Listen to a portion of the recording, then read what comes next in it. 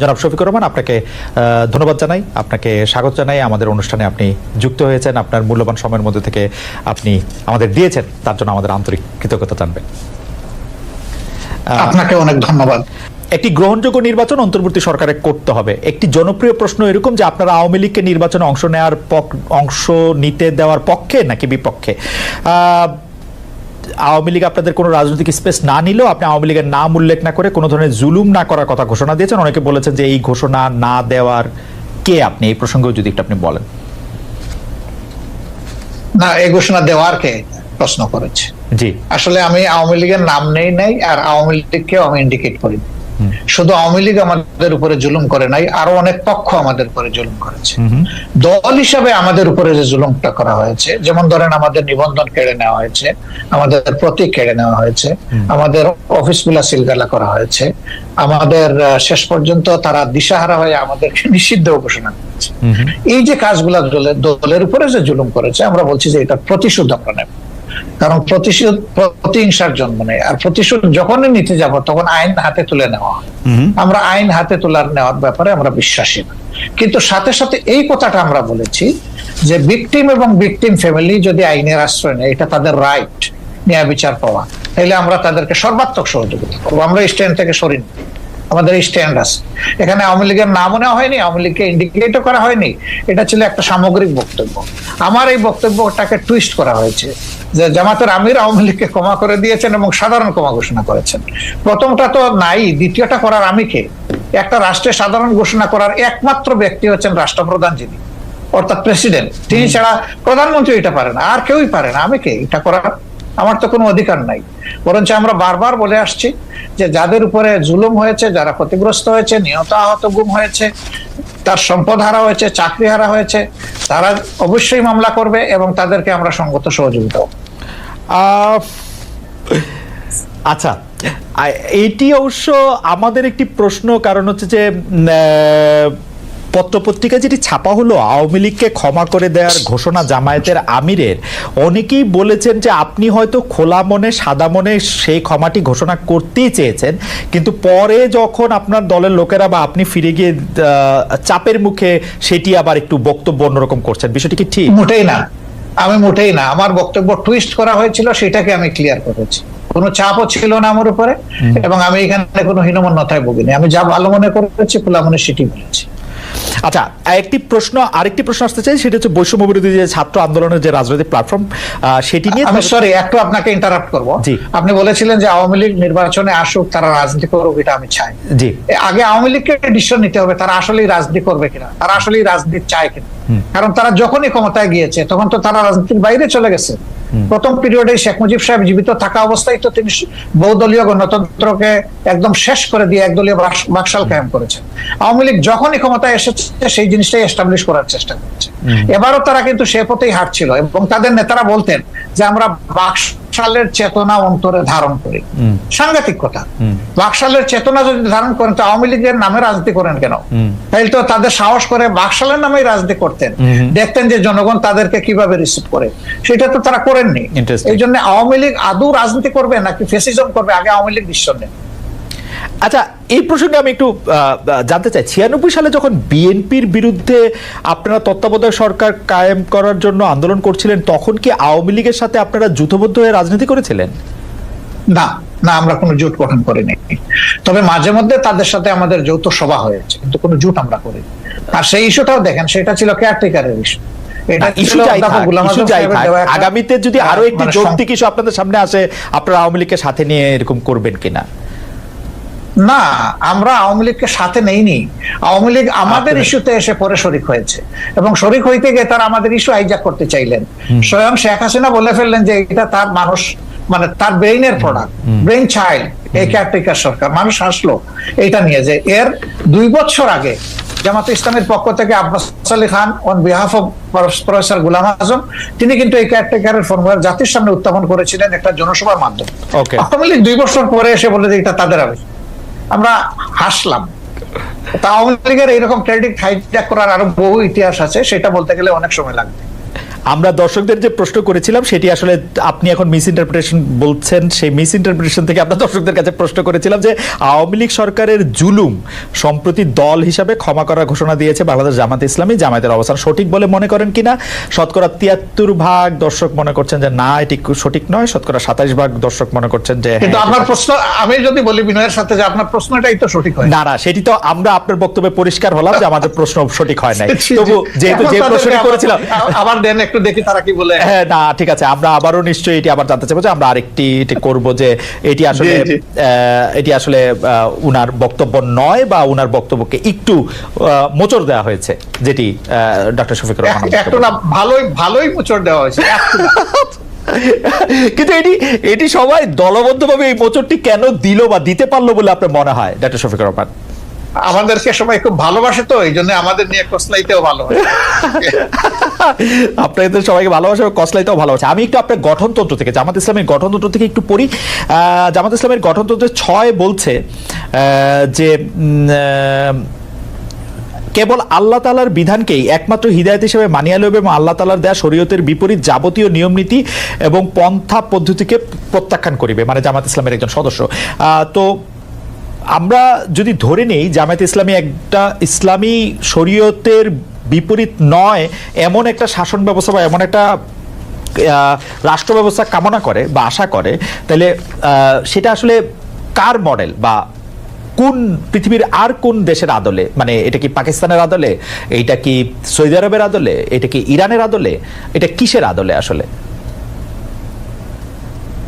আসলে দেখেন, আল্লাহ তাআলার বিধান হলো আল্লাহর সৃষ্টির জন্য। আল্লাহ তাআলা মানুষকে শুধু সৃষ্টি করে নাই, তিনি সমস্ত সৃষ্টির স্রষ্টা। সেই স্রষ্টার পক্ষ থেকে যে বিধানটা আসে সেটা হলো ব্যালেন্সড এবং সবার জন্য উপকারী। আল্লাহ তাআলার কোরআনের অ্যাড্রেস হচ্ছে ইয়া আইয়ুহান নাস, হে মানব জাতি।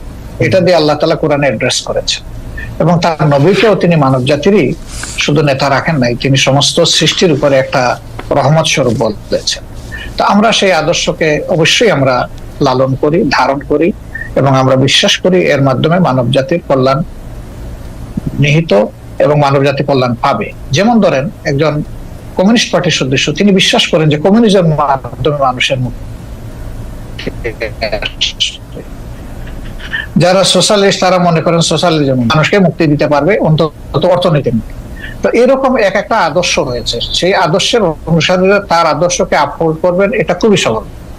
আমরাও সেই দিক থেকেই করি। এখন আপনার প্রশ্ন হলো যে এটাকে পাকিস্তান মডেল হবে নাকি অন্য কোনো দেশের মডেল হবে? না, এটা আল্লাহ তাআলা স্রষ্টা আর তার মেসেঞ্জার যারা ছিলেন, শুধু মুহাম্মদ সাল্লাল্লাহু আলাইহি ওয়াসাল্লাম না, এর আগেও যারা পয়গম্বর এসেছেন বা প্রফেট সাল্লাল্লাহু আলাইহি ওয়াসাল্লামরা যারা এসেছেন, তারা তাদের যে মডেল, আমরা ওই মডেলটাকেই আমরা অনুসরণ করি। কিন্তু সবার মডেলটা দুনিয়ায় এখন বাস্তবে নেই। আছে মুহাম্মদুর রাসূলুল্লাহ সাল্লাল্লাহু আলাইহি ওয়াসাল্লামের মডেলটাই বাস্তবে আছে। ডক্টর রহমান, সেটা হচ্ছে মদিনায়, জি ডক্টর রহমান আমি একটু শেষ করি। জি জি মদিনা কেন্দ্রিক যে শাসন ব্যবস্থা ছিল, সেই শাসন ব্যবস্থায় সকল দল ধর্মের মানুষের নিরাপত্তা সকল দিক থেকে, তার জানের মালের ইজ্জতের নিরাপত্তা নিশ্চিত হয়েছিল। তা আমরা সেই মডেলটাকেই মনে করি উপকারী মডেল।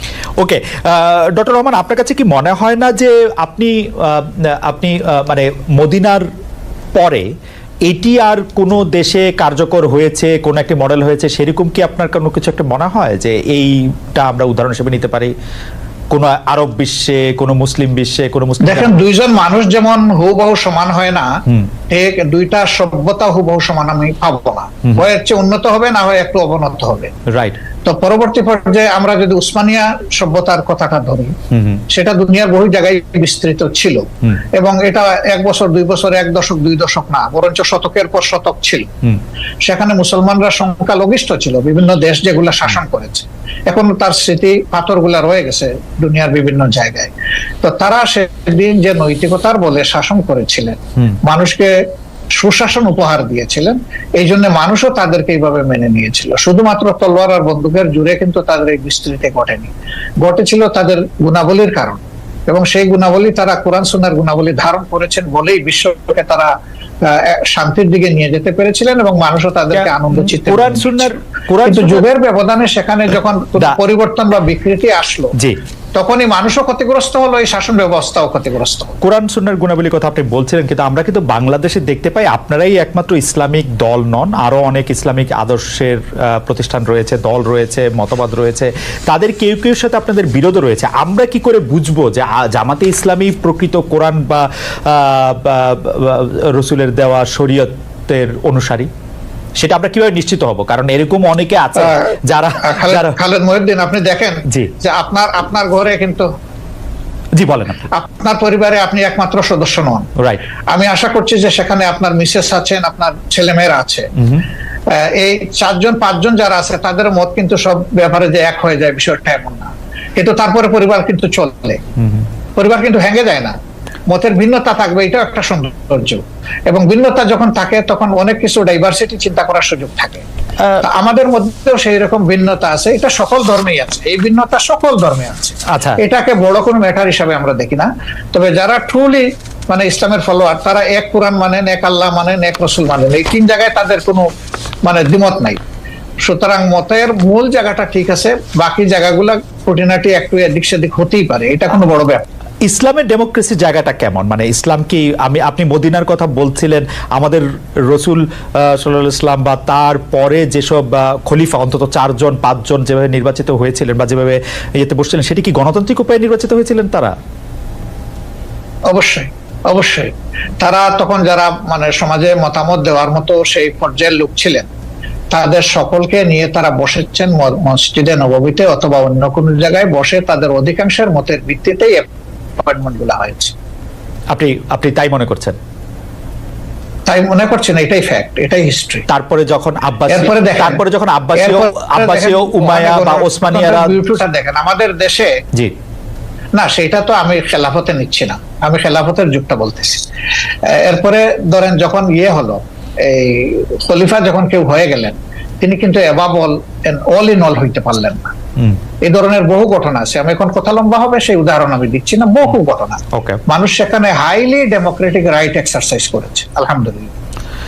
আচ্ছা, এটা যদি আমি বাংলাদেশের ক্ষেত্রে এইটাকে একটু বলি, যে আপনাদের গঠনতন্ত্রে ইসলাম প্রচার, ইসলামের দাওয়াত, ব্যক্তি জীবনে ইসলাম চর্চার বিষয়টা নিয়ে বারবার বলা হয়েছে। এক্ষেত্রে বাংলাদেশের অমুসলিম নাগরিকদের জন্য বা যারা ইসলাম বিশ্বাস করবে না তাদের জন্য জামাত ইসলামী রাজনীতি করার সুযোগটা আপনি কেমন দেখেন? আদৌ কোনো সুযোগ আছে কিনা? আমি পড়ছিলাম গঠনতন্ত্র, সেখানে আমি দেখতে পাচ্ছিলাম যে তারা সকল কিছু মেনে নিলে বড়জোর সহযোগী সদস্য হতে পারবেন। এটা বাংলাদেশের সংবিধানের সাথে সাংঘর্ষিক হবে না? বাংলাদেশের সংবিধান বলছে সবার জন্য অধিকার সমান হবে, কিন্তু আপনারা বলছেন যে মানে তারা আসলে একটা নির্দিষ্ট পর্যায় পর্যন্ত শুধু যেতে পারবে। এইটাকে আপনি একটু সাংঘর্ষিক মনে করেন? এটা আপনার একটা ভাইটাল কোয়েশ্চেন, অবশ্যই গুরুত্বপূর্ণ প্রশ্ন। দেখেন, আমরা তো কাউকে ইনফোর্স করব না, আমাদের আদর্শটা গ্রহণ করতে এবং দলে আসতে আমরা ইনফোর্স করব না, কিন্তু দলের দরজা তাদের জন্য বন্ধ করা যাবে, আমরা দরজা খোলা রেখেছি। প্রয়োজনে গঠনতন্ত্র তো আল্লাহর কোরআন না, কোরআনের আলোকে রচিত। কোরআন পরিবর্তন করা যায় না, কিন্তু গঠনতন্ত্র পরিবর্তন করা যায়। আমাদের গঠনতন্ত্রের দেখেন যে 22-23তম সংস্করণ পর্যন্ত হয়তো আছে, আপনি পাবেন, রাইট? তার মানে কি? তার মানে হলো আগের যে জিনিসটা আমরা মনে করেছি পরিবর্তন করা দরকার, মূলনীতি ঠিক রেখে যুগের চাহিদাকে অ্যাড্রেস করা দরকার, সেটা আমরা করেছি। হবে, সবগুলাই হবে, অ্যাকোমোডেশন হবে, কোনো সমস্যা হবে না ইনশাআল্লাহ। এই প্রসঙ্গে প্রশ্নটা করে ফেলি যে আমরা আপনাদের গঠনতন্ত্রে যেরকম পড়তে পারছি যে 33 2020 সালের মধ্যে নারী সদস্য সম্পৃক্ত হওয়ার কথা, সেটা হয়েছে কিনা? নারী নেতৃত্বের দিক বিবেচনা করলে নারীরা জামায়াতের কোন পদ পর্যন্ত যেতে পারবেন? এটি 1 নম্বর প্রশ্ন। 2 নম্বর প্রশ্ন হচ্ছে, জামাতের গঠনতন্ত্রে একটা বড় পরিবর্তন এসেছিল কিন্তু আসলে নির্বাচন কমিশনের নির্দেশে। আপনারা তখন এটা খুব খুশি মনে পরিবর্তন করেছেন, সেটা না, কিন্তু এটা করেছেন। এই প্রসঙ্গে আপনি একটু কি বলবেন? দুটি প্রশ্ন। আসলে আমরা যেটাই করি আমরা ডেমোক্রেটিক ওয়েতে করি, আলাপ আলোচনা করেই করেছি, আমরা একমত হয়ে করেছি। 2 নম্বর হচ্ছে নারী মানে কোটার প্রপোর্শনের যে বিষয়টা বলেছেন, আমরা 33 না, আলহামদুলিল্লাহ এখন নারীদের প্রপোর্শন হচ্ছে 44% আমাদের সংগঠন, এবং তারা আমাদের কেন্দ্রীয় সুরায় আছেন, কর্ম পরিষদে আছেন, সব জায়গায় তারা আছে। বামধারার রাজনীতিবিদরা ইন্টারেস্টিং বা বুদ্ধিজীবীরা অনেক সময় ডক্টর ইউনূসকে এনজিও বিদেশি মডেলের বাংলাদেশে এটি করতে চায়, এটি অনেক সময় বলে থাকেন। আবার ধর্মভিত্তিক অনেক রাজনৈতিক দল ওয়াজের সময় ক্ষুদ্র ঋণ জড়িয়ে ডক্টর ইউনূসের সমালোচনা করে থাকেন। শেখ হাসিনার মতো এরকম প্রায় আমি যেটাকে বলি যে প্রায় অভব্য অশ্লীল ভাষায় সুদখোর বা এরকম না বললেও ওয়াজের সময় এগুলি নিয়ে অনেক কথাবার্তা বলে থাকে। জামায়াতে ইসলামী আসলে ক্ষুদ্র ঋণ, তারপরে হচ্ছে যে এইরকম একটি ব্যাংক ব্যবস্থা বা এনজিওর কাজকর্মকে কিভাবে দেখে, কিরকম করে দেখে? আচ্ছা দেখেন, উনি কি শুধু সুদী ব্যবস্থা ব্যাংক পরিচালনা করেন? বাংলাদেশে আর কোনো ব্যাংক নাই এরকম? না, এটা তো রাষ্ট্রীয় প্রত্যেকটা ডক্টর শফিকুর রহমান, আপনি তো অসাধারণ বিতর্কে, এটা তো সোফিস্টদের মতো হলো, প্রশ্নের বিপক্ষে প্রশ্ন। লোকরা, জি, সেই ব্যাংকে যারা সার্ভিস হোল্ডার এবং যারা ডিরেক্টর, তারা যদি মেইন স্ট্রিম রাজনীতি করার অধিকার রাখেন, ইউনূস সাহেবের সমস্যাটা কোথায়?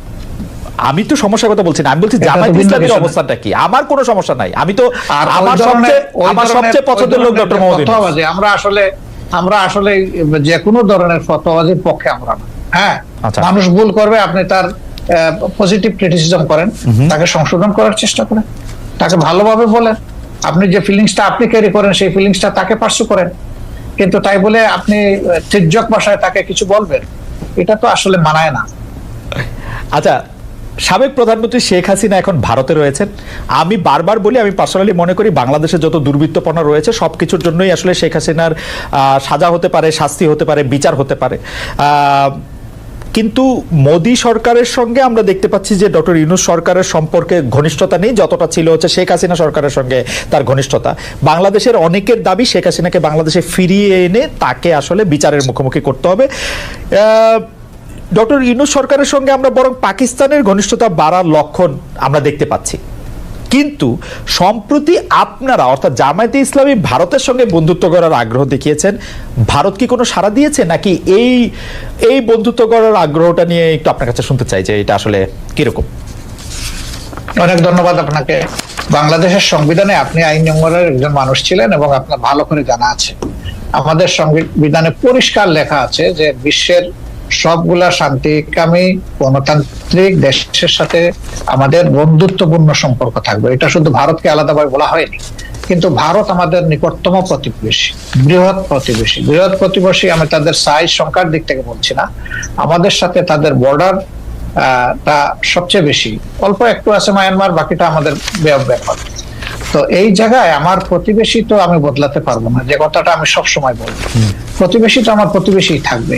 প্রতিবেশী যদি শান্তিতে থাকে আমিও শান্তিতে থাকবো, আমি যদি অশান্তিতে পড়ে যাই আমার প্রতিবেশীও শান্তিতে থাকতে পারবে না। আমরা কেন অশান্তির দিকে যাব? উভয় প্রতিবেশী আমরা পরস্পর মিউচুয়াল রেসপেক্ট এবং ইকুয়ালিটির ভিত্তিতে যদি আমাদের কূটনীতিকে, পারস্পরিক সম্পর্ককে, দুই দেশের স্বার্থ সংশ্লিষ্ট বিষয়টাকে যদি আমরা সুবিবেচনায় নিই, এটা উভয়ের জন্য ভালো। সেই দৃষ্টিকোণ থেকে আমি আলাদা করে ভারতের কথা বলিনি, আমি সবার কথাই বলেছি।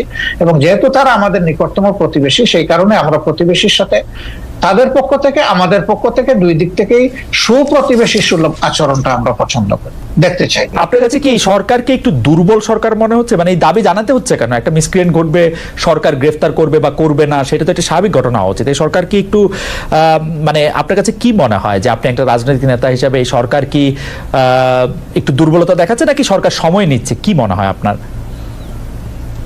আপনি যেটা বলেছেন যে দাবি কেন জানাতে হবে, সরকারের মেশিনারি তো অটোমেটিক্যালি এটা ফাংশন করবে, এটা হওয়া উচিত। কিন্তু দাবিকেই প্রথম আগে নির্বাচিত বা পলিটিক্যাল গভর্নমেন্ট যারা ছিলেন তাদের কাছে বিভিন্ন দাবি মানুষ উত্থাপন করে না এই সমস্ত বিষয়, তাহলে এটাকে আমি আলাদাভাবে দেখবো কেন? এটা দেখার কোনো কারণ নাই। কিন্তু সামগ্রিকভাবে যদি আপনি বলেন, যেহেতু তারা কোনো রাজনৈতিক দল দ্বারা গঠিত বা জোট দ্বারা গঠিত সরকার নন, এবং যেহেতু 15.5 বছরের অনেক জঞ্জাল জমা হয়েছে, তাদেরকে সেই জঞ্জাল সরাতে গিয়ে তো অবশ্যই তাদেরকে